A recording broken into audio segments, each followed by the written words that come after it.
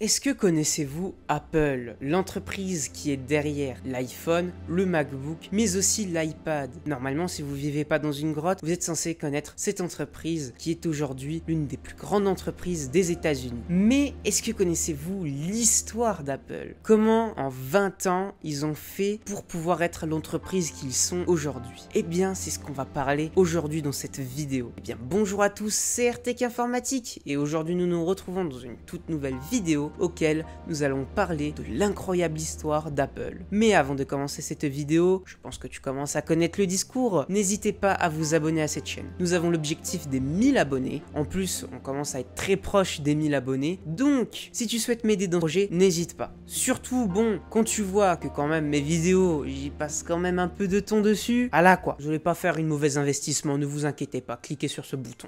Eh bien commençons.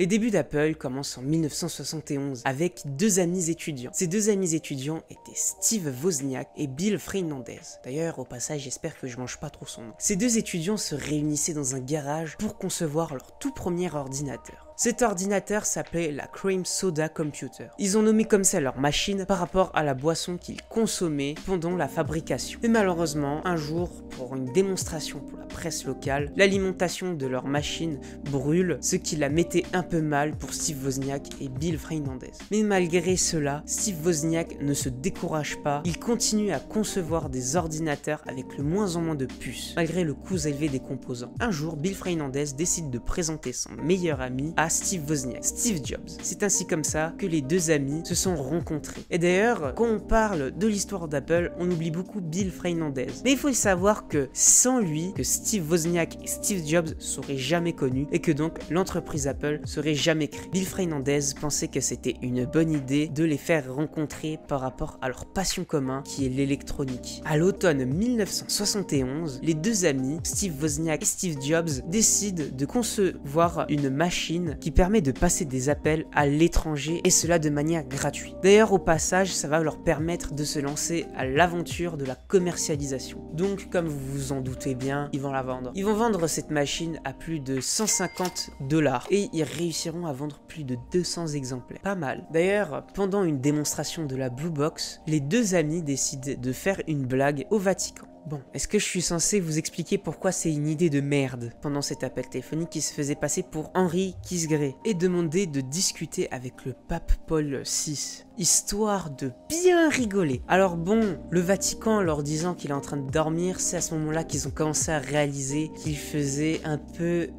de la merde. Bon, après plusieurs altercations avec la police, parce que vous vous doutez bien qu'un appareil comme ça, l'État il va pas laisser ça traîner, hein. Steve Jobs et Steve Wozniak décident d'arrêter de produire leur Blue Box. Et d'ailleurs, bien heureusement, parce que bon, s'ils passaient sous les barreaux, on n'aurait pas Apple, on n'aurait pas l'iPhone 14 qui coûte cher pour rien. Vous vous rendez compte? Bon, durant l'été 1992, après la Blue Box, les deux amis décidaient de se trouver un travail pour pouvoir gagner un peu de sous-sous. Steve Wozniak se trouvera un travail chez Waiter Packard, entreprise plus connue sous le nom de HP, et il était sur le secteur de l'ACPI, un terme informatique que vous avez d'ailleurs déjà pu entendre si vous bidouillez un peu les ordinateurs. Mais Steve Wozniak décida ensuite de travailler sur les calculatrices portables. Du côté de Steve Jobs, il travaillera chez Atari en 1974. Il travaillait en tant que technicien informatique, et d'ailleurs, apparemment, il était si désagréable et si arrogant avec les autres employés de la boîte que Atari avait aménagé son emploi du temps pour qu'il travaillait la nuit, pour éviter qu'il aille saouler les autres employés. Steve Jobs et Steve Wozniak avaient l'idée de fonder leur entreprise, Apple Computer. Parce que oui, avant Apple, c'était Apple Computer. Et donc, pour pouvoir créer leur fameuse entreprise, ils auront besoin d'investisseurs. D'ailleurs, pendant la recherche d'investisseurs, Steve Jobs se tourne vers son ancien patron, Nolan Bushnell. Celui-ci lui recommanda d'aller voir Valentine de la société Capital Risk Squad, qui a d'ailleurs lui aidé Atari il y avait quelques années plus tôt. Mais celui-ci, peu intéressé par ce que proposait Steve Jobs, il le retournera vers Mike Markula, qui lui sera bien plus intéressé par l'entreprise l'entreprise que souhaite fonder Steve Jobs. En fin 1976, Marcula établit un objectif croissant de revenus à 500 millions de dollars en 10 ans. Pour rendre cet objectif réalisable, il va investir personnellement plus de 92 000 dollars dans l'entreprise et va d'ailleurs faire un prêt de plus de 250 000 dollars auprès de la Bank of America, deuxième plus grande banque des États-Unis. Après le financement assuré, Steve Jobs, Mike Marcula et Steve Wozniak signera l'acte d'incorporation le 3 janvier 1977, ce qui fait officiellement d'Apple Computer une vraie entreprise. Ce qui est d'ailleurs pas mal pour éviter des problèmes avec la loi. Que bon, ils avaient quand même eu des petits problèmes avant. D'ailleurs, au passage, la firme pense qu'une direction expérimentée est obligatoire pour Apple si jamais l'entreprise réalisait atteindre son plan d'affaires. Marcula se tourne vers Michael Scott pour prendre tête d'Apple en 1977. Alors que Steve Wozniak travaillait sur le futur Apple II, Steve Jobs s'occupait de son aspect. Steve Jobs avait horreur des boîtiers métalliques gris qu'il y avait sur les PC de l'époque. Steve Jobs souhaitait plutôt un boîtier qui plairait au grand public, designé par des pros, qui est d'ailleurs au passage tout en un. D'ailleurs au passage, Steve Jobs voulait aussi redesigner le logo d'Apple, car il le trouvait trop cérébral à son goût et trop compliqué à reproduire de manière miniature sur les produits Apple. Il engagera donc une équipe de designers au début des années 1977, de la Rain McLean's Advance, de la régie McKenna Advance pour le logo d'Apple et la logotype.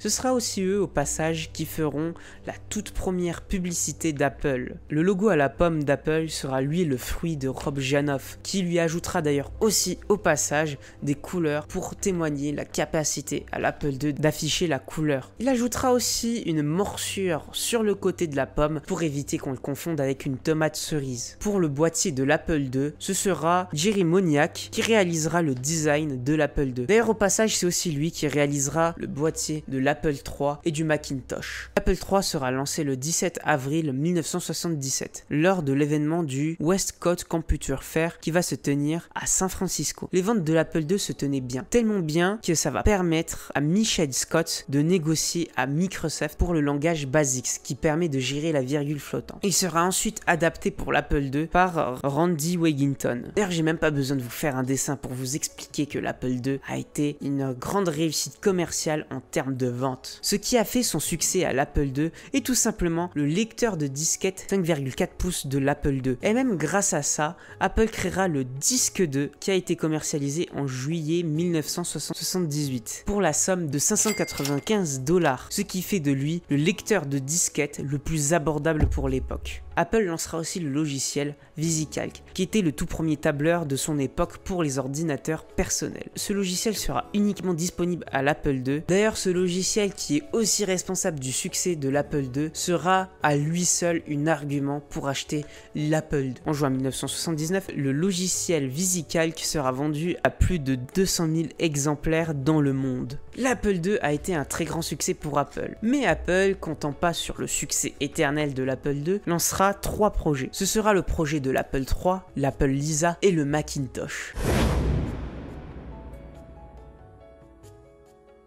Au début des années 1980, la concurrence sur les ordinateurs personnels augmente fortement et l'Apple II se voit relégué au marché des ordinateurs personnels. Pour pallier à cela, Apple lancera l'Apple III sur le marché le 17 mai 1980, présenté lors de l'événement du Computer Conference. Mais malheureusement, à cause de problèmes de production, Apple repoussera la sortie de l'Apple III à l'automne suivant. Là où l'Apple II était l'œuvre d'un seul homme, Steve Wozniak, l'Apple III, quant à lui, sera conçu par une équipe dirigée par Steve Jobs, qui était d'ailleurs apparemment au passage très mal dirigée. D'ailleurs, l'Apple III était le tout premier échec d'Apple. Avec l'absence de système de ventilation qui ramenait avec une surchauffe du système, cela rendait la plupart des machines hors service. C'est à partir de mars 1981 qu'on pouvait compter plus de 20% des Apple III qui revenaient hors service vers Apple. Bien qu'Apple avait espéré mieux pour son Apple III, il sortira l'Apple III Plus, qui corrigera la plupart des problèmes de l'Apple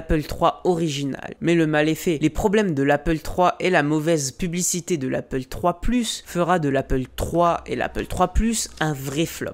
Avec plus de 120 000 exemplaires vendus dans le monde, contre les 1,3 million d'Apple II vendus dans le monde, Apple arrêtera la production d'Apple III en avril 1984.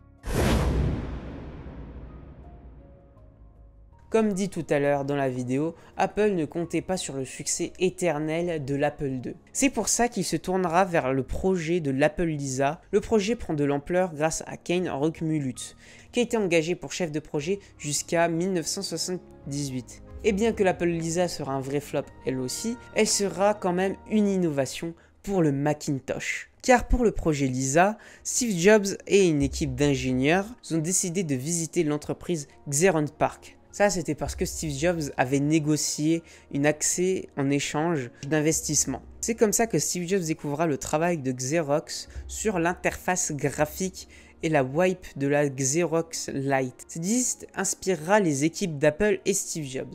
C'est ainsi que le tout premier ordinateur à interface graphique est né. Mais malgré cette innovation, cela sera un vrai flop à cause du prix qui était trop élevé sur sa machine. Il fallait débourser plus de 9 995 $ pour pouvoir se procurer un Apple Lisa. Suite à ce flop, Steve Jobs se voit retirer le projet Lisa par Michael Scott et va se tourner vers le projet Macintosh. Le Macintosh aura lui aussi le droit à une interface graphique, sauf qu'il ramènera une innovation en plus, la souris. Parce que oui, ceux qui ont créé la souris, c'était Apple. D'ailleurs au passage, le Macintosh sera doté du processeur M68K. D'ailleurs au passage, pendant cette période en avril 1983, Steve Jobs convainc John Sculley de quitter Pepsi Cola pour devenir le coprésident d'Apple.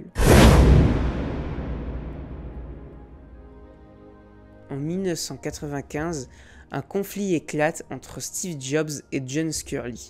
Les ventes du Macintosh sont pas aussi élevées que espéré et l'Apple II génère encore 70% des revenus de Apple. Cela va suivre la réorganisation d'Apple avec plus de 20% des licenciements. En avril 1995, le conseiller administratif autorise John Sculley de retirer les droits à Steve Jobs, mais autorise Steve Jobs à rester président de la direction.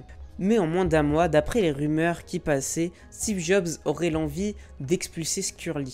Prévenu par Jean-Louis Grasse, Sculley convoque une réunion d'exécutifs face à la rumeur que Steve Jobs pense qu'il n'était pas la bonne personne pour diriger Apple. Sculley lui fait retirer toutes les responsabilités d'Apple. C'est en septembre 1985 que Steve Jobs quitte Apple pour fonder sa propre boîte, Next, qui sera d'ailleurs au passage grâce à lui qu'on aurait vu l'arrivée de macOS. Il sera rejoint par 5 autres employés d'Apple, dont Bull de Tribo, Greg Crow et Suzanne Carey. Mais d'ailleurs, est-ce que vous savez que Steve Jobs, ce n'est pas aussi que Apple, mais aussi Pixar? En 1981 d'ailleurs, il aurait même dit que si un ordinateur avait une durée limitée dans le temps, un bon film, lui, était éternel. Donc oui, Steve Jobs était à l'origine de Pixar et donc de Toy Story.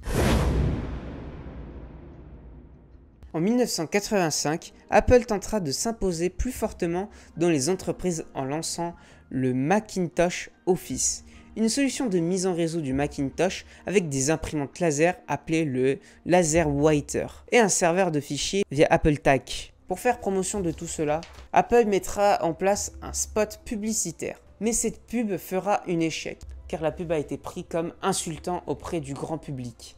Une autre raison de cet échec est l'abandon du projet Big Mac, un serveur de fichiers basé sur le système Unix. Mais cependant, la technologie AppleTalk et LocalTalk réussira à s'imposer, faisant du Macintosh une pièce maîtresse dans la PAO ou publication insistée par ordinateur. Particulièrement après le lancement du PageMaker, premier logiciel de PAO pour essayer de remplacer le projet Big Mac. Apple lancera aussi au passage un logiciel permettant de transformer n'importe quel Macintosh ou un serveur de fichiers.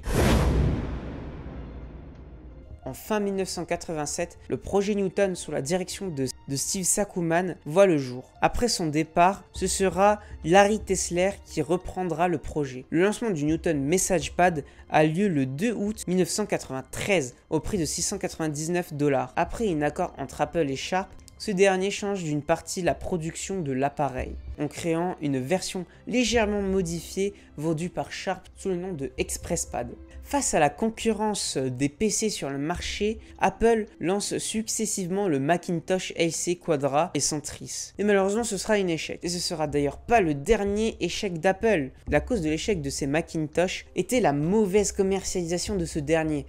32 modèles sont présents dans les catalogues et se distinguent très peu, ce qui rend en conséquence confus les consommateurs. Conséquence, en moins d'un an après son lancement, les Centris s'intègrent à la famille des Quadra. En plus de ces ordinateurs de bureau, Apple lance le Power Mac. Après le lancement de la dernière mise à jour de l'Apple IGS en octobre 1989, Apple retire petit à petit des modèles de son catalogue jusqu'au 1er novembre 1983, date où l'Apple IIe Palladium est retiré à son tour. L'Apple IIe Car, qui permet d'émuler l'Apple II sur les Macintosh LC, tiendra jusqu'en mai 1995, ce qui metta fin à l'ère Apple II. Après, au début des années 1990, Apple se tourne vers son ancien concurrent IBM et Motorola pour former l'alliance AIM, dont l'objectif est de créer des nouveaux standards informatiques autour de l'architecture RISC. Les premiers Macintosh avec ce type de processeur apparaîtra en 1994. Ce premier Macintosh est le Power Mac 6100 et 7100, tous les deux dotés du Power PC 61. Le changement d'architecture obligera Apple à réécrire le code source de leur système d'exploitation. Le Power Mac faisait tourner les applications 68K grâce à un émulateur intégré au système. Mais malgré tous les efforts d'Apple, Microsoft et Intel prennent de plus en plus de parts de marché et cette tendance s'amplifie avec la sortie du Intel Pentium et de Windows 95. Apple tente désespérément de faire quelque chose qui ne floppe pas, comme avec l'arrivée du QuickTime, l'une des premiers appareils photo numériques destinés au grand public, mais ce sera un flop. Apple se lancera encore dans le marché des consoles de jeux et ce sera encore un flop. Tout cela aura produit en conséquence une lourde perte de 740 millions de dollars, ce qui est beaucoup quand même, vraiment beaucoup.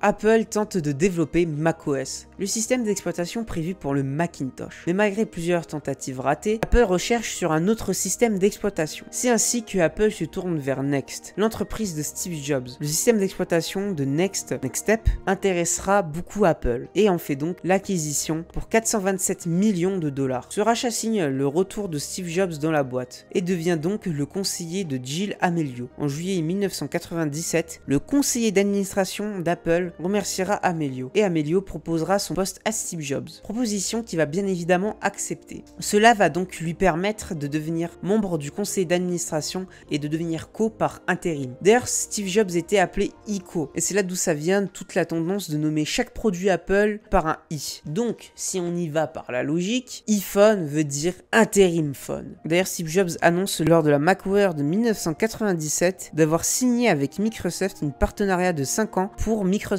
Office sur Macintosh. Ce partenariat aboutira à la création du Macintosh Business Unit. L'un des tout premiers produits conçus entièrement sous la direction de Steve Jobs était l'iMac, auquel il lui donnera un design tout en un peu comme il était le tout premier Macintosh. En août 1998, Apple lance l'iMac, qui se vendra à plus de 800 000 unités lors des 5 premiers mois. Apple se lance aussi dans les logiciels, que ce soit des logiciels professionnels ou des logiciels grand public. En parlant de logiciels, il y a bien sûr le fameux logiciel macOS, mais aussi des logiciels d'édition vidéo, comme Final Cut Pro destiné aux professionnels en 1998, mais aussi de iMovie, plutôt destiné au grand public. En 2002, ce sera le logiciel GarageBand. Le logiciel grand public sera rassemblé dans la suite des logiciels multimédia eLife, qui comprendra les logiciels Intune, iMovie, iPhoto, iDVD, iWeb et GarageBand.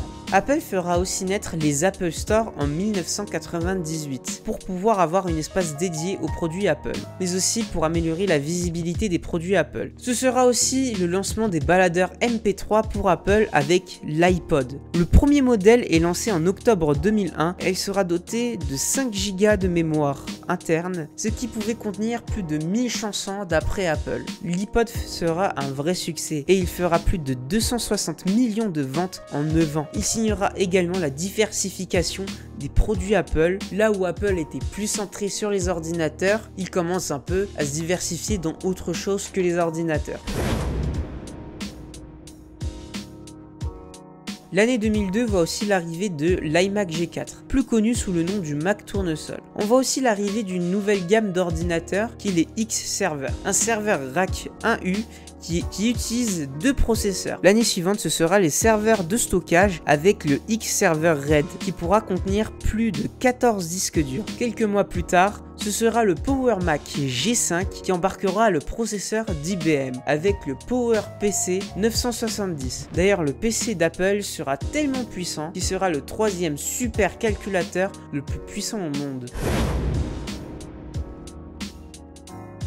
Lors du discours programme à la World Build Development Conference en juin 2005, Steve Jobs annonce qu'Apple va procéder à la 3e plus grande transition, le passage à l'architecture PowerPC d'IBM à l'architecture Intel x86. Le tout premier Macintosh doté d'un processeur Intel et l'iMac et le MacBook Pro qui ont été dotés d'un Intel Core 2 Duo, et cela en janvier 2006. D'ailleurs, cette transition vers Intel a permis à un groupe d'hackers de pouvoir installer Windows XP sur les Mac. Et c'est donc grâce à ça que l'outil Bootcamp est né. L'outil voit le jour en octobre 2007 avec les versions macOS 10.5 qui est lui intégré au système d'exploitation. Et pour pouvoir revenir au groupe d'hackers, la transition vers Intel aussi permet de faire inversement en installant macOS sur des PC non conçus par Apple. Et cela sera appelé les Hackintosh. Et bon, Apple est très sévère avec ça et combat la vente des Hackintosh.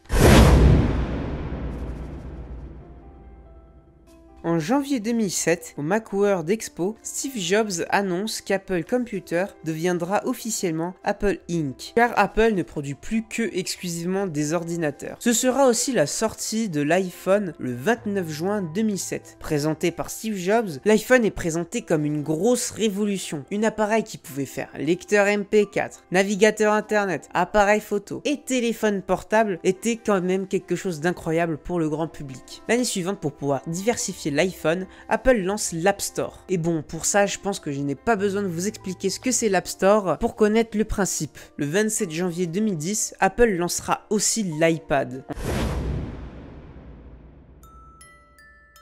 En décembre 2008, un mémo de Steve Jobs nous annonce qu'il ne tiendra pas la keynote d'Apple jusqu'en 2009 pour des raisons de santé. Après cela, Steve Jobs se met à nouveau en retrait pour encore une fois des raisons de santé. Ce sera Tim Cook qui remplacera Steve Jobs. Mais malheureusement, le 24 août 2011, Steve Jobs abandonne officiellement son poste de mais garde son poste de président du conseiller d'administration. Mais malheureusement, Steve Jobs succombera à ses problèmes de santé.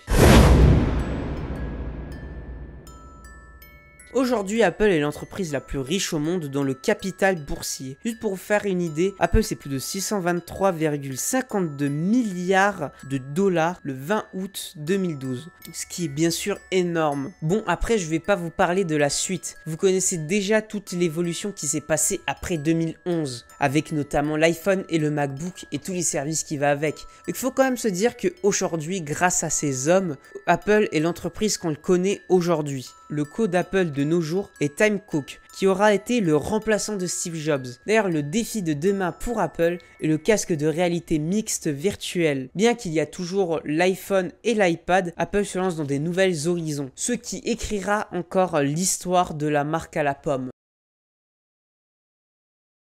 Bon bah voilà, c'était l'histoire d'Apple. J'espère que cette vidéo vous aura plu et qu'il vous aura appris des choses. Dites-moi si vous voulez voir plus des vidéos de ce format-là. En tout cas, c'est le tout premier format de vidéo que je fais sur l'histoire d'une entreprise. Et je risque d'en faire bien d'autres. D'ailleurs, comme c'est la toute première vidéo auquel je fais un long format comme ça, eh bien vous vous doutez bien qu'il y a quand même quelques problèmes que je vais peaufiner par la suite. Donc je sais bien que j'ai lu un peu mes notes, hein. Faites pas la réflexion en commentaire. Bon, en tout cas, si tu veux voir plus de vidéos de ce style-là, n'hésite pas à t'abonner à cette chaîne, ça m'aidera beaucoup pour l'évolution de cette chaîne. Et surtout, si tu veux voir d'autres vidéos sur ce format-là, ça pourrait être bien. Bon, bah merci de m'avoir regardé. C'était AirTech Informatique. Salut!